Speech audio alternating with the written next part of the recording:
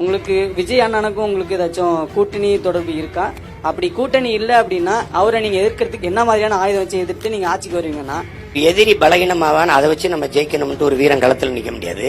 நான் என்னுடைய வலிமை என்னுடைய வீரத்தை வச்சுதான் நான் போருக்கு போய் களத்துல வெல்ல முடியும். உங்களுடைய கோட்பாடு எதிரி தோற்க வேண்டும் என்பது அல்ல, நாங்கள் ஜெயிக்க வேண்டும் என்பதுதான் எங்களுடைய கோட்பாடு.